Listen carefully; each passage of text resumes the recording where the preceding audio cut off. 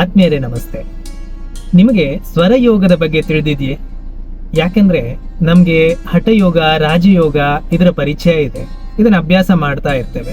ಹೀಗೆ ಇನ್ನು ಹಲವಾರು ಹೆಸರುಗಳ ಜೊತೆ ಯೋಗ ಅಭ್ಯಾಸವನ್ನ ಮಾಡ್ತಾ ಇರ್ತೇವೆ. ಸ್ವರಯೋಗವನ್ನ ನಾವು ಕೇಳಿರೋದಿಲ್ಲ. ಈ ಸ್ವರಯೋಗ ಏನಿದೆ, ಈ ಹಠಯೋಗ, ರಾಜಯೋಗ ಅಷ್ಟೇ ಪ್ರಾಚೀನವಾದಂತಹ ಒಂದು ವಿದ್ಯೆ. ನಾವು ಇದನ್ನ ಯಾವ ರೀತಿ ನಂಬಲಾಗಿದೆ ಅಂದ್ರೆ, ಶಿವ ಪಾರ್ವತಿಗೆ ಈ ಸ್ವರಯೋಗದ ಜ್ಞಾನವನ್ನ ಕೊಟ್ಟ ಅನ್ನುವಂತಹ ಒಂದು ನಂಬಿಕೆಯೂ ಇದೆ. ಒಂದು ಪ್ರಾಚೀನವಾದಂತಹ ಗ್ರಂಥದಲ್ಲಿ ಇದರ ಉಲ್ಲೇಖವೂ ಇದೆ. ಈ ಸ್ವರಯೋಗ ಅಂದ ತಕ್ಷಣ ಇದರಲ್ಲಿ ಏನಿದೆ ಅಂದ್ರೆ, ನಮ್ಮ ಉಸಿರಿನ ಗತಿ ಬ್ರಹ್ಮಾಂಡದ ಲಯದ ಜೊತೆ ಯಾವ ರೀತಿ ಹೊಂದಿಕೊಂಡಿದೆ ಅನ್ನುವಂತಹ ತಿಳಿಯುವಂತ ಜ್ಞಾನವೇ ಸ್ವರಯೋಗ. ಇದರಲ್ಲಿ ಪ್ರಕೃತಿಯ ಲಯದೊಂದಿಗೆ ಅಂದ್ರೆ ಅದು ಯಾವ ರೀತಿ ಅಂದ್ರೆ, ನಮ್ಮ ಈ ಕೆಲಸ ಕಾರ್ಯಗಳು, ನಮ್ಮ ದಿನನಿತ್ಯದ ಏನು ಕೆಲಸ ಕಾರ್ಯಗಳನ್ನ ನಾವು ಮಾಡ್ತೇವೆ, ಇದು ಪ್ರಕೃತಿಯ ಲಯದೊಂದಿಗೆ ಇದೆ.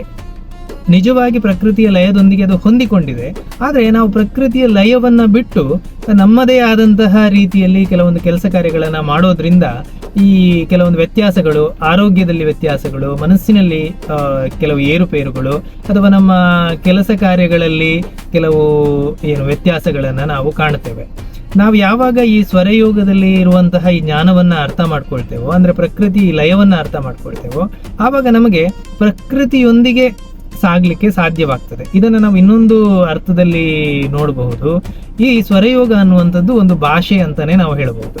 ಈ ಪ್ರಕೃತಿಯ ಭಾಷೆ, ಇದನ್ನ ನಾವು ಕಲಿತಾಗ ಪ್ರಕೃತಿಯೊಂದಿಗೆ ನಮ್ಮ ಜೀವನವನ್ನ ನಾವು ಸುಗಮವಾಗಿ ಸಾಗಿಸ್ಲಿಕ್ಕೆ ಸಾಧ್ಯವಾಗ್ತದೆ ಅಂತ ಹೇಳ್ಬಹುದು.